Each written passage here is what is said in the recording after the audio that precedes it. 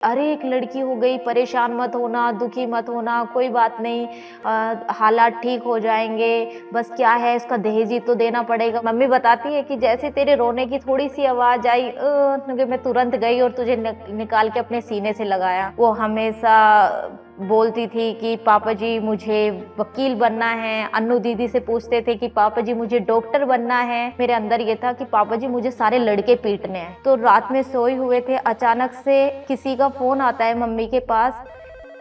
क्या आप रामकुमार तोमर की बीवी बात कर रहे हैं? उन्होंने बोला कि आपके जो हस्बैंड है वो, उनका एक्सीडेंट हो गया है और एकदम सुबह सुबह उनकी बॉडी के साथ आते हैं वो लोग।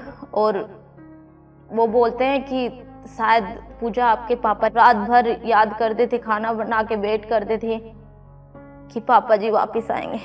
मम्मी के पास औरतें आ रही है, तेरे पास ना लड़का है ना पति है, कोई बात नहीं। और मुझे वो इतना चुभने लगा कि मेरे झगड़े स्टार्ट हो गए। वो मेरे से चिल्ला रहे हैं, पूजा जंप कर, नहीं तो कहीं और पहुंच जाएगी। तो मैंने जैसे ही जंप की तो मेरे ऐसे पूरा हाथ पैर सर सब ऐसे खून खून हो गया। और इस मिनट के अंदर अगर तू वापस इस हॉल में आगे क्रिकेट ग्राउंड का चक्कर काट के, तो मैं तुझे रख लूंगी, नहीं तो तू अपना बैग पैक करना, जिस गांव से तू निकल के आई है वहीं चले जाना। उस कोच ने मेरे कॉलर पकड़ा और मुझे पकड़ के बाहर फेंक दिया, कह रहे निकल यहाँ से। गलत गाइडेंस होने के कारण वो मुझे फाइट खिला दी गई कि नहीं पूजा ये खेलनी है। और मेरा वेट भी कम, नॉलेज भी कम, हर चीज में मैं ऐसा लग रहा था। यूएस की लड़की थी किलर भी, तो उन्होंने बोला कि आप पूजा लड़ोगे? मैंने कहा हाँ। कौन से वेट में? मैंने कहा कोई भी वेट में लड़ाओ, अब मैं रेडी हूँ। मैनेजर कॉल करता है कि पूजा आपका यूएफसी में सिलेक्शन हो गया है। मुझे यकीन नहीं हुआ कि मुझे इतने निगेटिव मैसेज और इतने निगेटिव क्वेश्चन उनके थे मेरे प्रति। उन्होंने बोला अच्छा जैसे आप देख रहे हो इंडिया का क्या रोल रहा है यूएफसी में वर्ल्ड स्टेज पे, और तुम्हें क्या लगता है इंडियंस क्या यहाँ पे खड़े भी होने पाएंगे?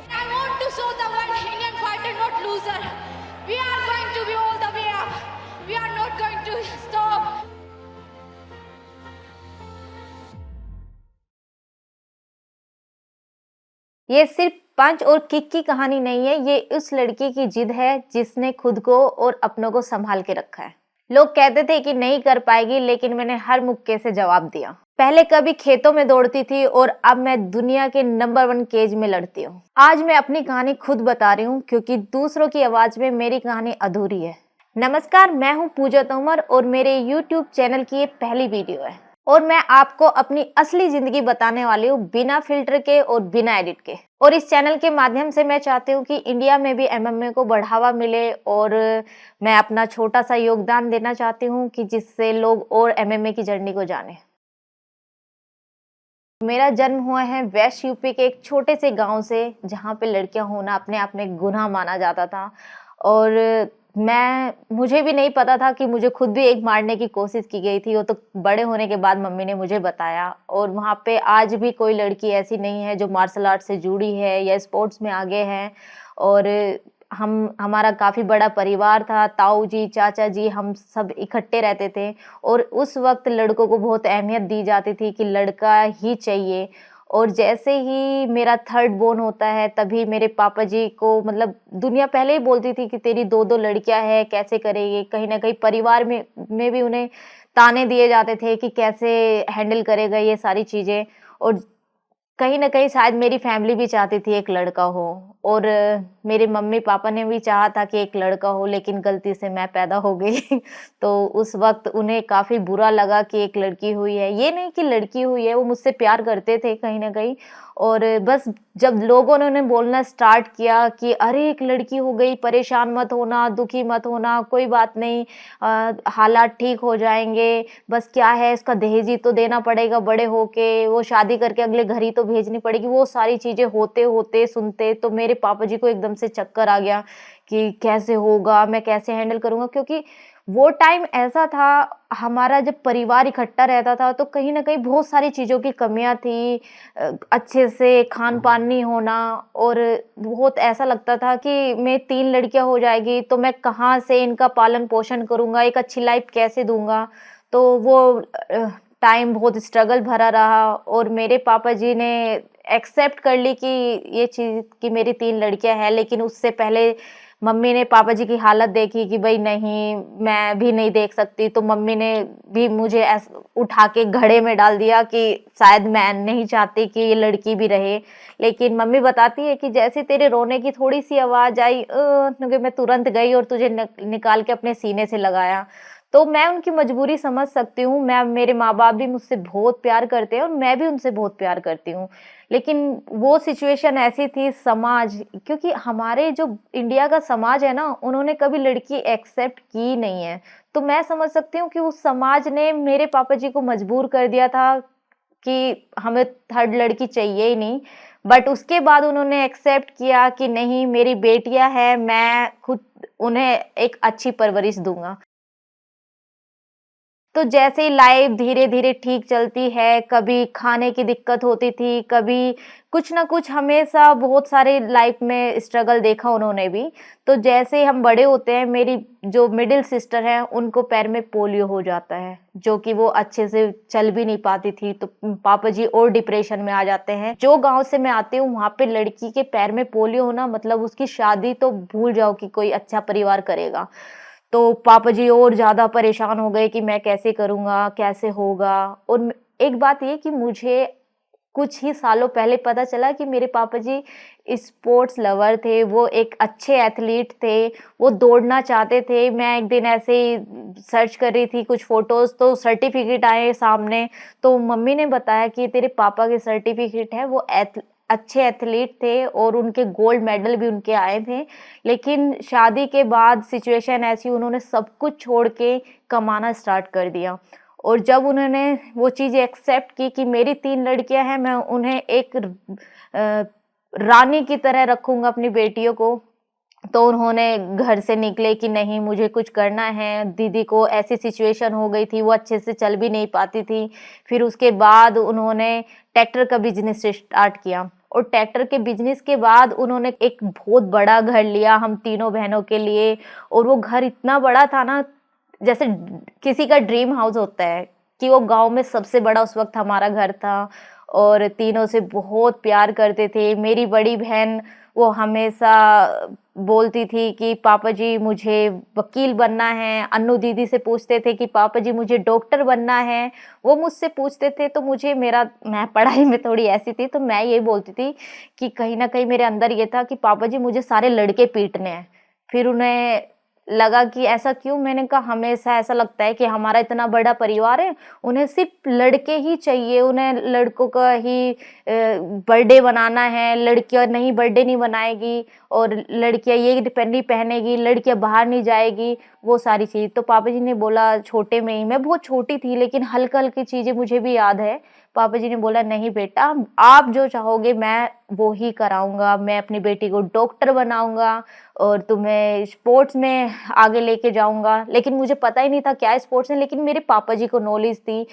मम्मी मेरी पढ़ी नहीं थी इतनी, तो हमारा परिवार बहुत अच्छे से चल रहा था। घर में सबसे पहले कलर टीवी आना, फ़ोन आना और घर में बड़ी गाड़ी आना, और लाइफ बहुत अच्छी जा रही थी और हम अपने पापा जी से बहुत प्यार करते थे। कभी ज़िंदगी में सोचा ही नहीं था कि एक टाइम वो ऐसा आएगा कि वो ज़िंदगी उनके बिना हमें गुज़ारनी होगी। और वो टाइम ऐसा था कि रात में मम्मी ने खाना बना के रखा था कि रात में तेरे पापा जी आएँगे, तो हम तीनों बहनें सोते भी नहीं थे। हम हमेशा पापा जी का वेट करते थे और पापा जी आएँगे तभी खाना खाएँगे, और स्कूल में से भी पापा जी लेके आते थे। तो लाइफ बिना पापा जी के तो कभी सोच भी नहीं सकते थे।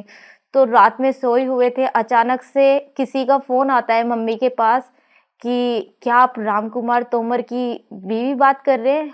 उन्होंने बोला हाँ जी, क्या हुआ? तो उन्होंने भी अच्छे से नहीं बताया। उन्होंने बोला कि आपके जो हस्बैंड है वो, उनका एक्सीडेंट हो गया है और वो ज़्यादा चोट नहीं लगी है, वो हॉस्पिटल में हैं। तो मम्मी एकदम रोने लगी। तो हम भी, मम्मी क्या हुआ? मम्मी ने बोला कि शायद तेरे पापा जी का एक्सीडेंट हो गया है, मुझे कुछ ठीक नहीं लग रहा है, अपने ताऊ चाचा को सबको बोल के आओ कि तेरे पापा जी को जाके देखेंगे। तो हम एकदम से, क्योंकि पापा जी को हम कभी भी ऐसा नहीं हुआ कि थोड़ी-सी चोट भी हमने कभी बर्दाश्त करी है। तो एकदम मम्मी दौड़ते हुए छत से, क्योंकि हमारे पूरे परिवार की छतें मिली हुई थी, तो ताऊ जी चाचा जी के पास गई कि ऐसा हो गया है।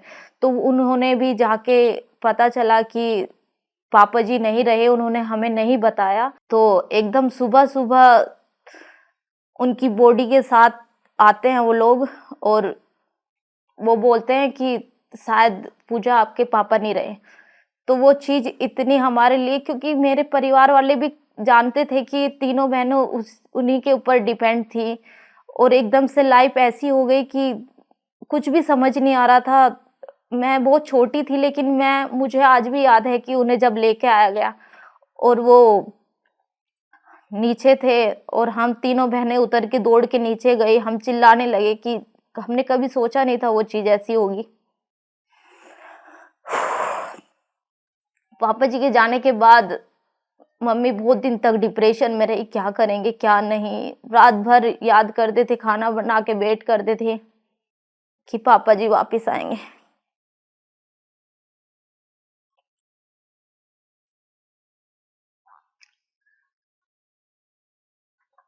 फिर उसके बाद धीरे धीरे लाइफ ऐसे ही चलती रही कि कोई बात नहीं।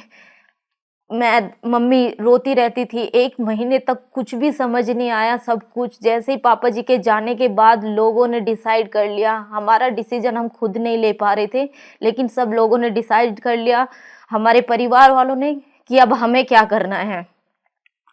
1 महीने बाद हमने वो एक्सेप्ट करा कि पापा जी नहीं रहे हैं, अब खुद ही हैंडल करना है चीज़ों को। उसके बाद फिर दीदी की पढ़ाई थी और उन्हें डॉक्टर बनना था। वो उन्हें भी ये था कि सपना बिल्कुल ऐसे टूट गया है, कुछ भी नहीं है, ना घर का खर्चा कौन उठाएगा, कैसे होगा, कैसे हालात रहेंगे। फिर धीरे धीरे समझ आने लगा कि खुद ही करना है, कोई भी काम नहीं आया, ना परिवार ना रिश्तेदार किसी ने भी हाथ नहीं बढ़ाया हमारी हेल्प करने के लिए, जबकि उन्होंने सिर्फ एक डिसीजन तो लिया हम तीनों बहनों के लिए कि हम शादी कराएंगे। उन्होंने हमारे एडमिशन, हमें नहीं पता कि हमारी क्या एज लिखाई है, क्या करा कि भाई हाँ 19 साल की इनकी शादी करानी है तो इस एज को लिखवा दो, इनसे इनकी शादी हो जाएगी। तो उस वक्त फिर धीरे धीरे मम्मी ने फैसला लिया कि नहीं, अन्नू हमेशा चाहती थी कि डॉक्टर बने, मैं उसे डॉक्टर बनाऊंगी, अंजलि का जो सपना था मैं पूरा करूंगी, पूजा का भी सपना मैं पूरा करूंगी। और जब मैंने देखा मेरा परिवार ऐसे कि मम्मी के पास औरतें आ रही है, अरे कोई बात नहीं, तेरे हालात खराब है, सब ठीक हो जाएगा, परेशान मत हो, ये तो है, तेरे पास ना लड़का है ना पति है, कोई बात नहीं। और मुझे वो इतना चुभने लगा कि मेरे झगड़े स्टार्ट हो गए। तो फिर उसके बाद में मेरा बचपन ऐसे ही गया मारपीट में। मैं अपनी बहन को जैसे ट्यूशन पढ़ाने लेके जाती थी, तो मैंने ये ठान लिया था कि मैं ही इनका छोटा भाई हूँ, मुझे ही परिवार संभालना है। तो मम्मी के साथ खेतों में जाना स्टार्ट कर दिया, खेती करने के लिए, मजदूर करने के लिए, कि भाई हाँ किसी को रख ले, हमारी खेती हो जाए। इतने हमारे पास पैसे नहीं होते थे, तो खेती कर करके मुझे भी नहीं पता था मैं कितनी स्ट्रोंग हो गई हूँ। और ये तो पता था कि अंदर वो वाला जुनून था कि लाइफ में कुछ करना है, लेकिन मम्मी इतनी पढ़ी लिखी नहीं थी कि वो एक रास्ता ढूंढ सके। तो धीरे धीरे स्पोर्ट्स में मेरी बहुत रुचि थी। जैकी चैन की मूवी देख के पहले मैंने ये अपनी बहनों को प्रोटेक्शन के लिए कि कोई भी कुछ ना बोल दे, और मम्मी के पास भी जो भी औरतें आती थी मैं उनसे झगड़ जाना। और हमेशा मम्मी ने भी यही सपोर्ट किया कि जो भी हो तू पीट के आ जाना, मैं खुद देख लूंगी। और मम्मी हमेशा सुबह सुबह 4 बजे, क्योंकि वहाँ लड़कियों को रोड पे दौड़ना भी पहले बहुत गलत मानते थे कि गलत लड़की है, बाहर कैसे निकल गई। तो मम्मी ने हमेशा मेरा बॉय कट करके रखा। वो किसी को भी नहीं चाहती थी कि हमारे परिवार के अलावा बाहर कोई भी जाने की पूजा एक लड़की है, लड़का नहीं। तो वहाँ से मम्मी को लगा कि नहीं, पूजा को मुझे आगे बढ़ाना है। तो मम्मी ने मुझे स्कूल में, पापा जी के टाइम पे भी मैंने एक कराटे क्लास ली थी स्कूल में, और मुझे उस कंपटीशन में लेके गए मेरे स्कूल का स्टाफ, और वहाँ पे मेरा एक मेडल आया। तो हमेशा जब मैंने पापा जी के डॉक्यूमेंट्स घर आए उनके एक्सीडेंट के बाद, तो एक छोटा सा भी उनके पॉकेट में पेपर था जिसमें ये लिखा था कि पूजा तोमर ने मेडल जीता। तो मुझे वो फील आया कि पापा जी भी मुझे कहीं ना कहीं कराना चाहते थे कि मेरी बेटी आगे बढ़े, पर समाज ने और परिवार ने उन्हें रोक के रखा। कि उस टाइम मुझे ऐसा लगा कि शायद मेरे पापा जी भी नहीं चाहते कि शायद मैं स्पोर्ट्स में जाऊं या कहीं में जाऊं।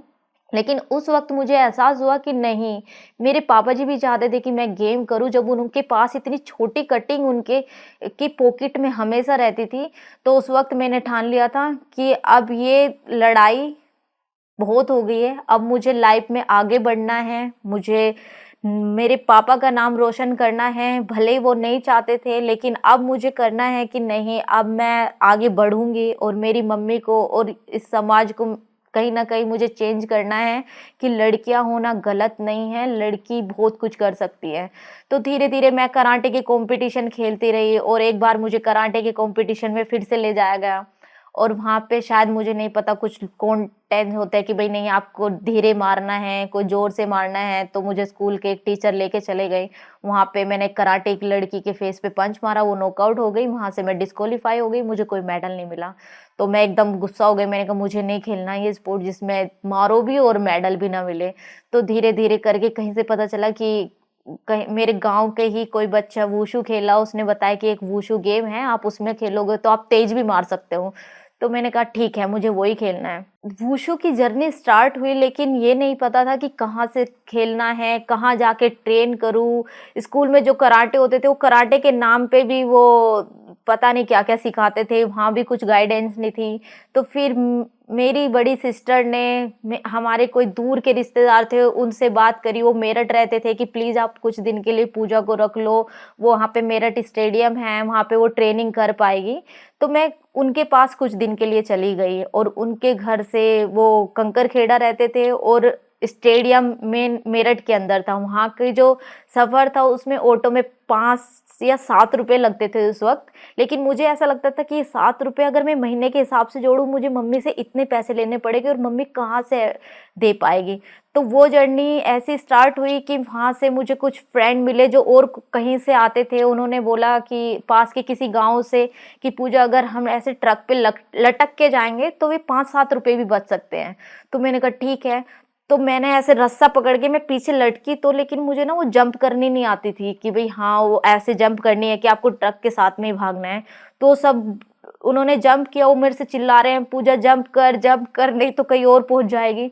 तो मैंने जैसे ही जंप की तो मेरे ऐसे पूरा हाथ, पैर, सर सब ऐसे खून-खून हो गया और फिर मैं पूछ-वूछ के जैसे जिन कज़िन्स के पास रहती थी उनके पास गई। फिर उन्होंने बोला पूजा क्या हुआ? क्योंकि मैं भी नहीं बताना चाहती थी कि मैंने पैसे बचाने के लिए सब किया है। मैंने बोला कि नहीं मैं गिर गई ऐसे-ऐसे करके। तो बहुत सारी चीज़ें होती रही। तो वहाँ पे मुझे वुशु ना मिल के वहाँ पे मुझे जूडो मिला और जूडो मैंने वहाँ पे किया 1 या डेढ़ महीने जूडो किया। उसमें भी जूडो खेलते-खेलते कोई वहाँ पे कोच था, उसने बताया कि पूजा ने वुशु का सब जूनियर नेशनल हो रहा है, तुम्हें वुशु पसंद है ना? मैंने कहा हाँ, तो मैंने जाके वहाँ से वहाँ के कोई किसी कोच से बात की, शायद मनीष नाम है उनका, उन कोच से बात की क्योंकि एक कोने में वहाँ वुशु भी होता था, लेकिन मैंने जूडो में अपना एडमिशन लिया था तो मैं वुशु नहीं कर पाती। तो उन्होंने मुझे बोला कि अगर तुझे पसंद है तो सब जूनियर नेशनल हो रहा है, हम तेरा नाम लिखवाते हैं, तू खेल के आ सकती है। और उस 15 दिन या 20 दिन की ट्रेनिंग में मैंने बीच में गई वहाँ पे और मैं सब जूनियर में मेडल लेके आ गई। तो उस चीज़ का बुरा लगा जूडो की मैडम को और उन्होंने बोला कि पूजा तेरे पास सिर्फ इतना टाइम है, मुझे बहुत नाराज़गी है, तू जूडो करते हुए वुशु को खेलने गई और इस मिनट के अंदर अगर तू वापस इस हॉल में आ गई क्रिकेट ग्राउंड का चक्कर काट के, तो मैं तुझे रख लूँगी, नहीं तो तू अपना बैग पैक करना, जिस गाँव से तू निकल के आई है वहीं चले जाना। तो मैंने वो दौड़ लगाई स्पीड से कि हाँ, मैं वहाँ पहुँचूँ, मैंने कुछ नहीं देखा। मुझे पता है कि अगर मैं वापस गाँव गई तो फिर मेरे लिए निकलना बहुत मुश्किल हो जाएगा। मैं वहाँ से दौड़ते-दौड़ते जैसे ही वापस आ रही थी, एक विंडो टूटी हुई थी, उसका काँच मेरे पैर में जूते से ऐसे गड़ गया, पूरा फिर से खून-खून हो गया। मैंने रिक्वेस्ट करी तब उन्होंने मुझे कि चलो नेक्स्ट टाइम अगर कुछ खेलना है ना, तो हमसे बिना पूछे कहीं नहीं जाएगी। तो फिर धीरे-धीरे मुझे 1 महीना हो गया, उन्होंने बोला कि अब तो तुझे ड्रेस खरीदनी पड़ेगी। उन्होंने ड्रेस का जो मुझे बताया कि इतनी महँगी ड्रेस, मैं सोच रही हूँ मैं कैसे खरीदूँ? मेरे पास तो पैसे नहीं हैं। फिर उसके बाद एक कोच थे, उन्होंने एक स्टेट की या डिस्ट्रिक्ट की कुछ कॉम्पिटिशन था, उन्होंने बोला कि वो कल कोच आएँगे, पूजा उन्होंने बोला है कि ड्रेस में ही आना है, नहीं तो डाँट पड़ेगी। तो मैं सोच रही हूँ कहाँ से ड्रेस लाऊँ? तो उन्होंने मुझे एक मैडम को भी ये लगा कि चलो ठीक है खरीद नहीं पाएगी, तो उन्होंने एक कहीं कबर्ड में नीचे ड्रेस पड़ी हुई थी जिसमें इतने बड़े-बड़े छेद थे और वो बहुत ही ऐसी ड्रेस थी कि मैं अपने कज़न के यहाँ लेके गई। उन्होंने भी बोला कि पूजा इसको बाहर फेंक दे, ये गंदा कपड़ा कहाँ से ले आई? मैंने कहा नहीं, मैंने उसको पूरी रात ऐसे करके साफ करा, फिर उसे सिलाई करी और फिर मैं जैसे ही फिर नेक्स्ट डे लाइनअप में गई तो सबसे लास्ट में खड़ी थी कि हाँ मुझे भी खेलना है, लेकिन उस कोच ने मेरे कॉलर पकड़ा और ऐसे किया कि ये ड्रेस कोई खेलने वाली है जो, और मुझे पकड़ के बाहर फेंक दिया। कह रहे निकल यहाँ से, कह रहे कि जब औकात नहीं है तो तुम आई क्यों खेलने के लिए। तो मैं फिर बाहर खड़ी होके मैं बहुत परेशान होने लगी कि अब मैं क्या करूँ, मुझे तो बाहर निकाल दिया। तो वो मैडम जिसके साथ मैं ट्रेनिंग करती थी उसने मेरे ऊपर बिलीव किया, उसने बोला कोई बात नहीं पूजा, तू इसी ड्रेस को लेके आ जाना। और तब सहारनपुर में या कहीं डिस्ट्रिक्ट था या स्टेट था मुझे याद नहीं है। तो उस वक्त मेरी वेट कैटेगरी, क्योंकि जूडो के मुझे इतने रूल भी नहीं पता था, वहाँ पे एक स्टेट खेला मैंने ज़बरदस्ती, लेकिन वहाँ से मैं बाहर हो गई, मुझे डिस्क्वालीफाई कर दिया गया। मैं लेट हो गई क्योंकि मुझे नहीं पता था कौन सी ट्रेन में बैठना है, मेरे पास टिकट भी नहीं था, मैं लेट पहुँची या कुछ हुआ, मैं फिर वापस आ गई। मुझे ऐसा लगता था कि जैसे मुझे ना हमेशा मारपीट में ज़्यादा, जूडो में थ्रो होती है, फिर मैंने कहा नहीं मुझे वुशु करना है, मुझे वुशु करना है। मैंने अपनी बड़ी सिस्टर को फ़ोन किया कि दीदी मैं यहाँ जूडो कर तो रही हूँ पर मुझे वुशु ही करना है। उन्होंने 1.5 महीने के बाद फिर सर्च किया, किसी के पास हेल्प मांगी कि आप बताओ कि कहीं भेज सकते हैं क्या। फिर उसके बाद में दीदी को पता चला कि हाँ भोपाल साई सेंटर है, वहाँ पे हम पूजा को भेज सकते हैं, तो उसकी ट्रेनिंग भी अच्छी हो सकती है। तो फिर घर वालों ने डिसाइड किया, मम्मी ने, कि नहीं मैं तो भेजूंगी, लेकिन मेरे नाना जी, मेरे ताऊ जी सब ने बोल दिया अगर ये लड़की घर से बाहर भी गई तो आप देख लेना, कहीं नहीं इसका मेडल आ रहा, कुछ भी नहीं होगा, कुछ हासिल नहीं होगा। मम्मी को बहुत सुनाया गया कि नहीं ये कहीं नहीं जाएगी, तो मम्मी फिर भी रोती रही कि नहीं मैं तो अपनी लड़की को भेजूंगी। फिर उसके बाद फाइनली मम्मी ने रात को मुझे वहाँ से निकाला कि दिन में सबको देख लेंगे फिर तू नहीं जाएगी। तो मम्मी ने मुझे वहाँ से निकाल के, मेरे जो मामा हैं फिर मामा ने भी साथ दिया कि नहीं चलो ठीक है मैं छोड़ के आता हूँ, साई सेंटर में देख के आऊँगा कैसा है, लड़कियाँ कहाँ रहती है, लड़के कहाँ रहते हैं। तो फिर मामा जी मुझे वहाँ छोड़ के आए और वो वहाँ से फिर जर्नी स्टार्ट हुई। वहाँ क्योंकि गवर्नमेंट से खाना मिलता था, रहना मिलता था, सब कुछ फ्री में था। तो फिर वहाँ से हार्ड वर्क और अच्छा स्टार्ट हो गया। फिर मैंने नेशनल में कंटिन्यू, मेरे गोल्ड आए, मैं कंटिन्यू इंडिया कैंप में रहने लगी। लेकिन उसके बाद जब मुझे जॉब, ऐसा लगा कि अब मुझे जॉब मिलनी चाहिए, मुझे मेरा फैमिली को कहीं ना कहीं हेल्प करनी है। मेरी दीदी की डॉक्टर की पढ़ाई थी, उसे भी पैसे चाहिए थे। तो फिर मैंने जॉब के लिए अप्लाई किया। तो कहीं ना कहीं उन्होंने मुझे हाइट में बोल के कि पूजा आपकी हाइट प्रॉब्लम है तो जॉब के लिए मुश्किल है, तो वहाँ पे भी जॉब नहीं लग पाई। फिर मैंने सोचा कि कहीं न कहीं मैं प्राइवेट जिम में कहीं जॉब ढूँढ लेती हूँ, पैसों को लेके बहुत प्रॉब्लम हो रही थी। तो बहुत ऐसा दिमाग में ये हो गया कि इतनी मेहनत की, सब कुछ लाइफ में बहुत कुछ चाहिए था, लेकिन शायद ये यहाँ के धीरे-धीरे ख़त्म होता दिख रहा है। और कहीं न कहीं हमारे इंडिया में, या मुझे बाहर का इतना नहीं पता है मैच्योर का, बट पॉलिटिक्स भी बहुत सारी है और मुझे जो कि वुशु में बहुत ज़्यादा फेस करनी पड़ी। मुझे इतनी ज़्यादा फेस करनी पड़ी कि बहुत सारी चीज़ों में जो मैंने सैक्रिफाइस नहीं करा, मैंने कहा मुझे ये चीज़ नहीं करनी है। मुझे बताया भी गया कि पूजा आप एमएमए खेलो, ऐसे केज में आप खेलोगे तो आपको पैसा भी मिलेगा। और तब रोंडा रूजी का नाम तो होता था यूएफसी में कि ऐसे, तो एक ड्रीम सा बन गया था कि हाँ अगर मैं वहाँ हो गई तो, मतलब ऐसा लगता था सपने में भी कि नामुमकिन के बराबर है। लेकिन एक ऐसा था कि अगर यहाँ है, इतना हार्ड वर्क करा है तो परमेश्वर ने भी कुछ अच्छा ही लिखा होगा। तो मैंने तब, मुझे एसएफएल के बारे में बताया गया और उस वक्त एक ऐसी वेट कैटेगरी में मैंने फाइट की। मेरा वेट 48 था और मैंने कहीं ना कहीं 65 केजी की लड़की के साथ फाइट की, क्योंकि मुझे पैसों की ज़रूरत थी मेरी बहन की पढ़ाई के लिए। और मैंने वो फाइट खेली और मैं उस फाइट को मैंने आम बार से ग्राउंड गेम में हार गई, क्योंकि कोई भी नॉलेज नहीं थी, कुछ भी नहीं पता था एमएमए का, बस वुशु से डायरेक्ट एमएमए स्टार्ट किया। और तब एक जुनून सा हो गया कि मुझे यही गेम करना है, क्योंकि अंदर जो हालात थे या जैसे भी थे, जो आग, जो एक होते ना कि आग जो भड़की थी, और वो कहीं ना कहीं ऐसा लग रहा था कि हाँ अब मैं ये करूँगी, अग्रेशन भी बहुत ज़्यादा था। ऐसा नहीं कि मैं एग्रेसिव ही हूँ, वो बचपन के हालात ने, समाज ने, वो कहीं न कहीं एग्रेशन मेरे अंदर पनप गया था वो सिचुएशन देख के।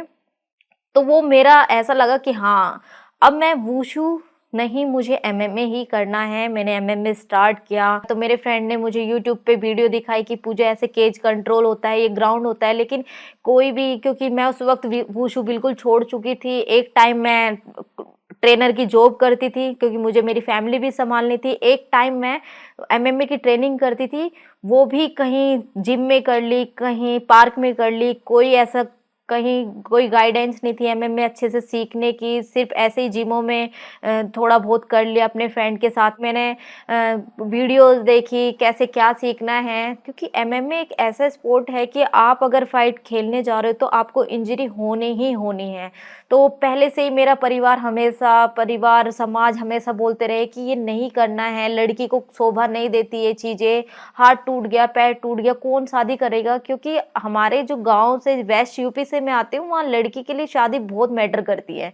उनके लिए शादी ही करियर हो जाता है कि बस हाँ, शादी होनी चाहिए, तो बहुत ज़्यादा बोला गया।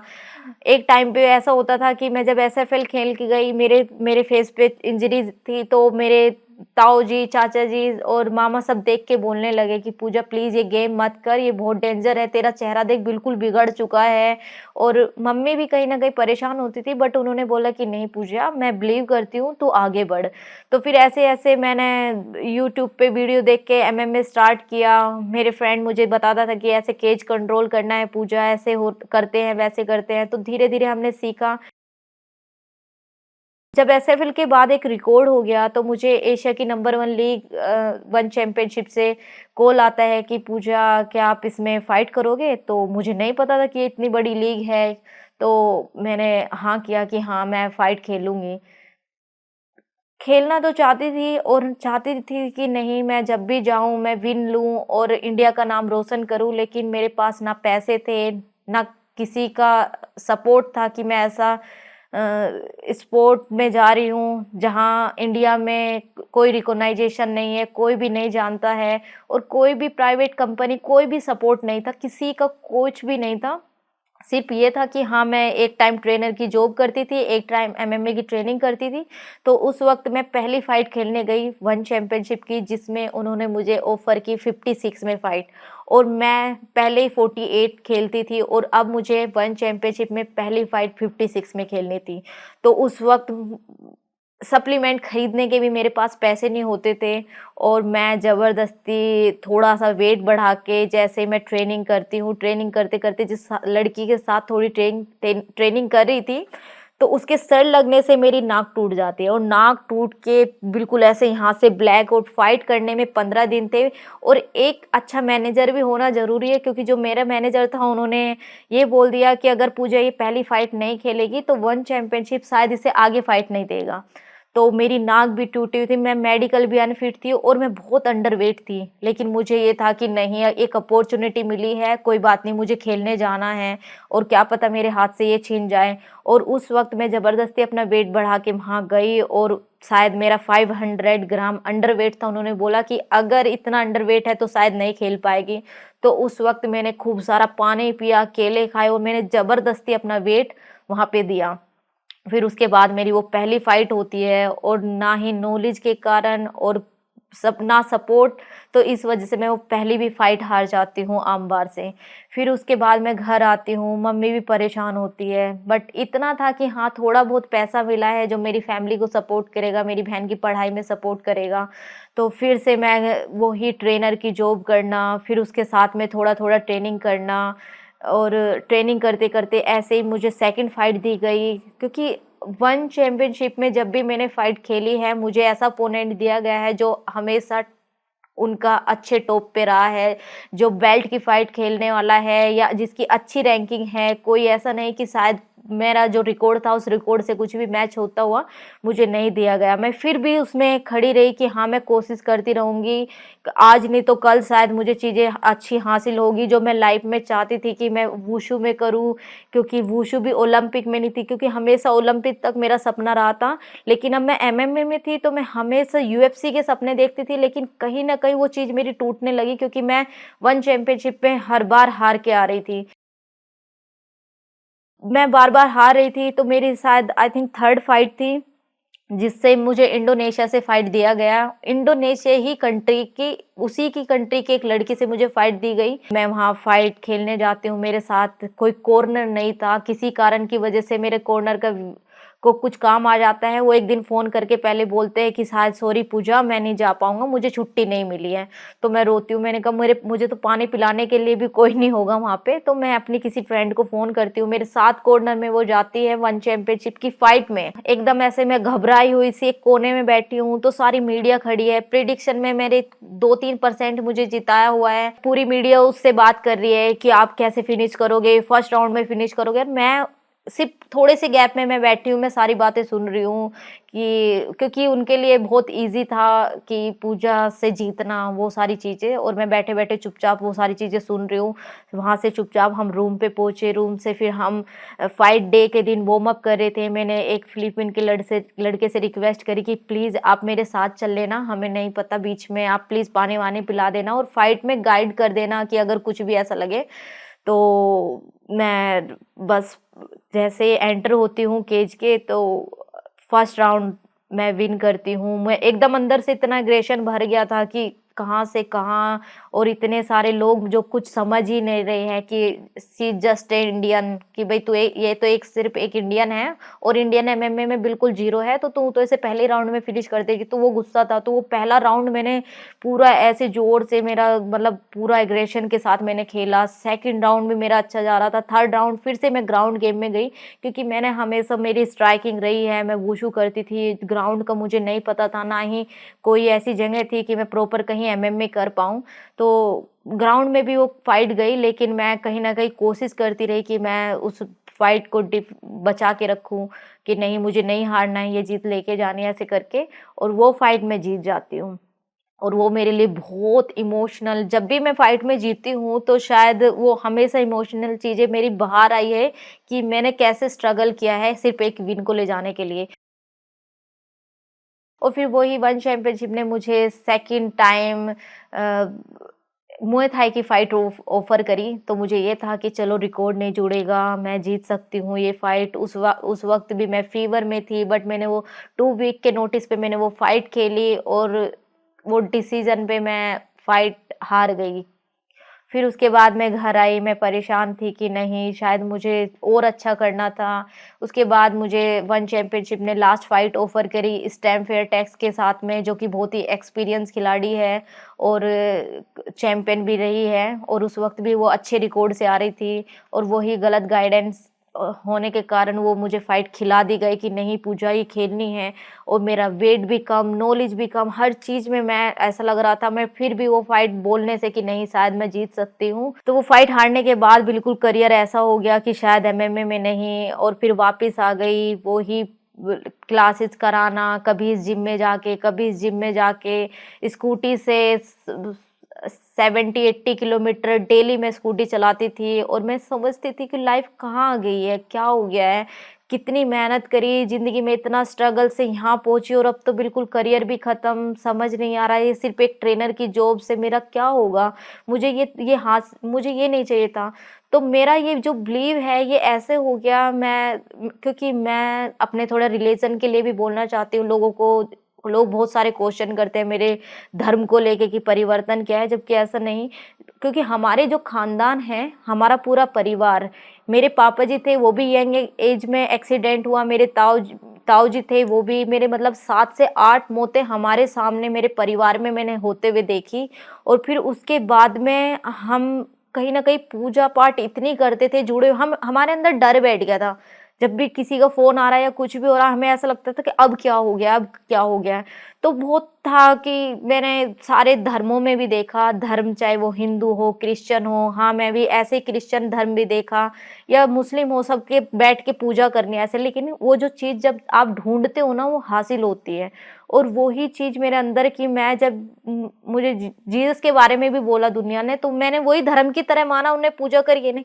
लेकिन जब मैं स्कूटी पे थी, वो बोलते हैं ना कि प्रार्थना कहाँ होती है, प्रार्थना सिर्फ़ एक मंदिर में नहीं होती। मेरी प्रार्थना वो स्कूटी पे होती थी। मैं हमेशा बैठ के स्कूटी चलाती रहती थी और मैं बोलती थी, भगवान है कहाँ? क्या चल रहा है दुनिया में?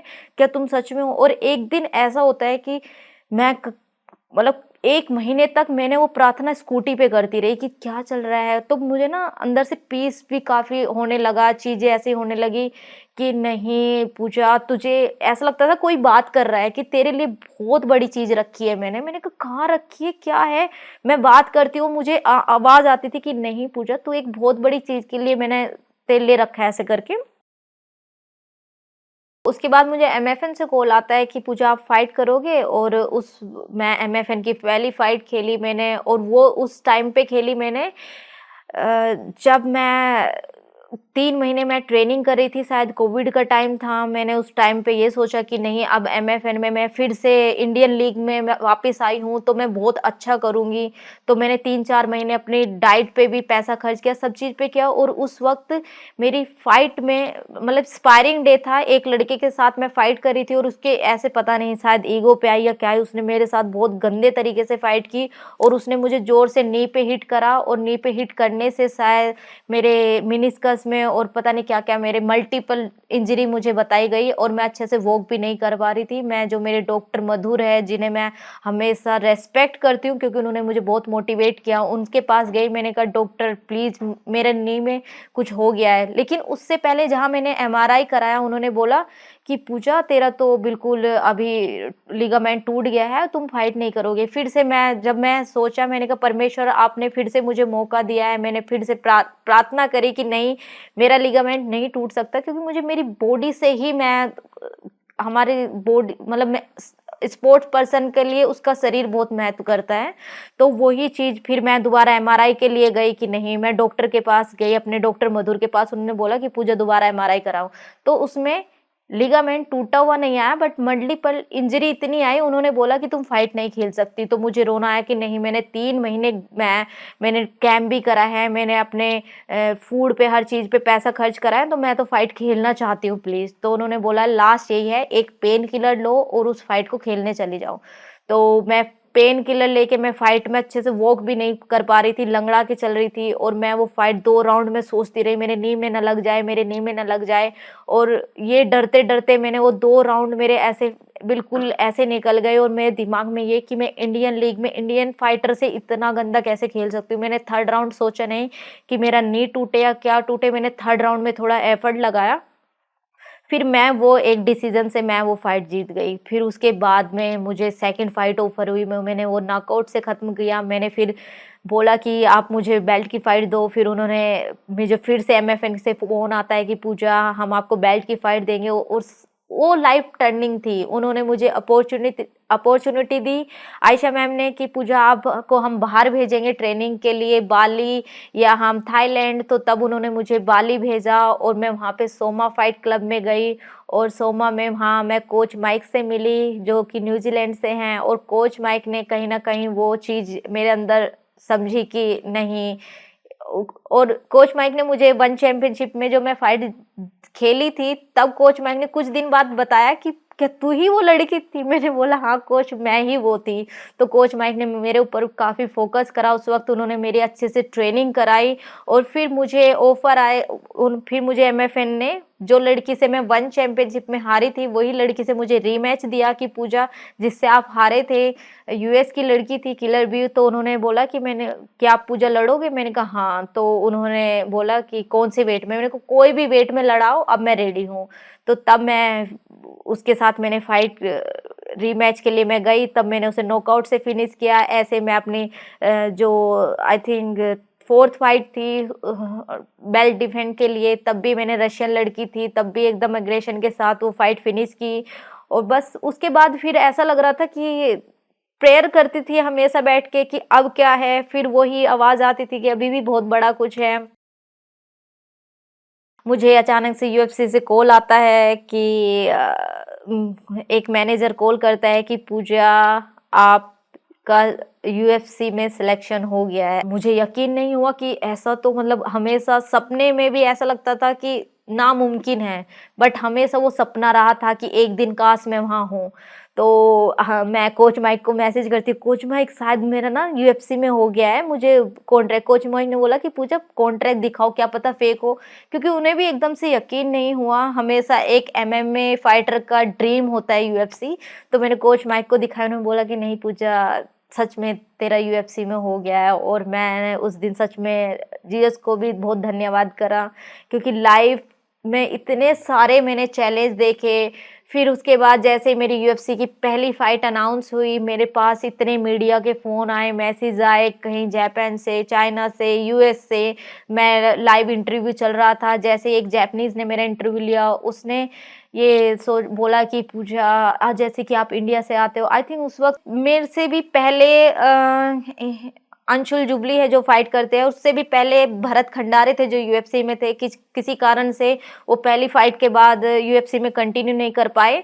और फिर अंशुल ने रोड टू यूएफसी के बाद उन्होंने पहली फाइट जब यूएफसी में खेली तो वो भी हार गए थे। और मुझे इतने निगेटिव मैसेज और इतने निगेटिव क्वेश्चन उनके थे मेरे प्रति। उन्होंने बोला, अच्छा जैसे आप देख रहे हो इंडिया का क्या रोल रहा है यूएफसी में वर्ल्ड स्टेज पे, और तुम्हें क्या लगता है इंडियंस क्या यहाँ पे खड़े भी होने पाएंगे? तो मुझे इतना रूड लग रहा था कि मैं ऐसे क्या जवाब दूँ, क्या बोलूँ। अच्छा तुम तो वैसे भी एज ए फीमेल, तुम्हें क्या लगता है कि तुम इंडिया से यहाँ तक इतनी बड़ी तुमने जर्नी तय की है, तो तुम वहाँ कितना देर टिक पाओगी? तो मुझे बहुत, मैंने फिर भी ज़्यादा जवाब नहीं दिए। मैंने कहा कोई बात नहीं, जितना शांत रह के शायद रिजल्ट इन्हें जवाब देगा। तो फिर मैं यूएस जाती हूँ अपनी पहली फाइट खेलने के लिए। लेकिन वहाँ पे बहुत अच्छे भी लोग थे जो बहुत प्राउड फील कर रहे थे देख के, अरे वाह इंडिया से यूएफसी में आए हो, ये तो बहुत मतलब एक प्राउड मोमेंट है। मैंने कहा हाँ मेरे लिए भी है। और वो जब मैंने यूएफसी की किट देखी, मेरे लिए एकदम मेरे गूज बम्स खड़े हो गए कि जो सपना था आज मैं वहाँ खड़ी हूँ। और उस वक्त फिर मैं मेरे जैसे पहली मेरी यूएफसी की फाइट के लिए मैं एंटर होती हूँ, इतनी पब्लिक, पहले भी मैंने बड़ी बड़ी लीग में फाइट की है लेकिन वो इतनी सारी पब्लिक मैंने देखी। और बहुत सारे लोग थे वहाँ पे भी इंडियंस जो मुझे चेयर कर रहे थे, मुझे आवाज़ें भी आ रही थी पीछे से। और वहाँ पे भी मेरी फाइट इनविटा की जो चैंपियन है उससे थी। जूजुत्सु में ब्लैक बेल्ट है और कहीं ना कहीं मेरा जूजुत्सु वीक माना गया है हमेशा से। और ये नहीं कि मैंने कभी लाइफ में जूजुत्सु नहीं किया, मैंने काफ़ी हार्ड वर्क किया है जूजुत्सु पे, बट बचपन से हमेशा वो लात घूसों पे ज़्यादा विश्वास रहा, तो मैं कोशिश करती हूँ मैं खड़े होके ही खेलूँ। तो वो फाइट मेरी काफ़ी हार्ड थी, मेरे लिए भी चैलेंज भरी थी, क्योंकि इनविटा एक बड़ी लीग की चैंपियन से मैं लड़ रही थी। और वो डिसीजन पे फाइट जाती है और डिसीजन के बाद जैसे मुझे वो विनर घोषित करते हैं, तो मेरे लिए ऐसा हो जाता है कि जो सोचा नहीं था उससे भी बड़ा मुझे हासिल हुआ है। मुझे यूएफसी में कंटिन्यू करना है, आगे फाइट भी जीतनी है, टॉप 15 में जाना है, चैंपियन बनना है। बट वो पहली जीत मेरे लिए इतना मैटर रखती थी कि मैंने जो पीछे देखा था वो सब कुछ, मुझे ऐसा लगा कि वो सबको, वो चीज़ें ख़त्म करके कि आज मैं कहाँ पे हूँ। उसके बाद बस मेरे कोच ने पहले ही टिकट कराई हुई थी दिल्ली की कि पूजा की जीत के बाद मैं दिल्ली जाऊंगा, पूजा के गांव जाऊंगा और वहाँ लोगों को देखूंगा, क्योंकि कोच को भी पता था कि वेस्ट यूपी में ज़्यादा बंदूकें और लड़ाई झगड़े वाले लोग रहते हैं, तो मुझे भी देखना था। और बोला कि पूजा मैं भी देखना चाहता हूँ तेरा स्वागत। तो ये भी मेरे ऊपर था, मैंने कहा कोच माइक ने टिकट करा ली, बस ये जीत लेके जानी है, लेके जानी है, ऐसे करके। और फिर हम एयरपोर्ट आते हैं। इतना तो सब नहीं था कि बहुत जो चीज़ें होनी चाहिए इंडिया में वो उसके 1% थी, बट मेरे गांव में मेरा अच्छे से स्वागत किया गया। तो फिर गांव में जो लोग नहीं चाहते थे कि हाँ भाई ये लड़की पैदा हो, वो भी मेरा स्वागत कर रहे थे। और सबकी कहीं ना कहीं सोच चेंज हुई। और अभी भी गांव जाती हूँ तो काफ़ी पेरेंट्स आते हैं कि हमारी लड़की को भी एमएमए कराओ, और हम भी चाहते हैं कि ये भी देश का नाम रोशन करें। काफ़ी सारे स्पोर्ट्स के सामने भी अभी एमएमए की वो रिकॉग्नाइजेशन नहीं है, लोग इतना नहीं जानते हैं, बट क्योंकि ये एक डेंजरस गेम है, अभी भी इंडियंस बहुत कम हैं जो इसमें आगे आना चाहते हैं, बट मैं ये बोलूँगी कि ये बहुत अमेजिंग गेम है। इंडिया से बाहर निकलते ही आपको ऐसा लगेगा कि आप एक बहुत बड़े हॉलीवुड स्टार है जिसे दुनिया जानती है। किसी भी स्पोर्ट्स पर्सन को मैं बस ये बोलना चाहती हूँ कि जितना नेचुरल हो सकता है उतना मेहनत करो, डोप से बच के रहो। और जैसे मैंने लाइफ में बहुत सारा स्ट्रगल देखा है, एमएमए के लिए कहीं कुछ फैसिलिटी नहीं थी, तो बस अब मैंने सोचा है कि ये 2026 में 2 से 3 जिम ओपन करूँ जहाँ पे मैं अच्छे से अच्छे एमएमए की ट्रेनिंग देने पाऊँ लड़कों को, लड़कियों को। तो बस सिर्फ़ आप लोग से ये बोलना चाहती हूँ कि मैं एक छोटे से गाँव से निकल के मैं इतने बड़े स्टेज पे खेल रही हूँ, तो बस आपके अंदर जुनून होना चाहिए किसी काम के लिए। तो बस इतना ही कहना चाहती हूँ कि मेहनत करो और आगे बढ़ो। Thank you so much.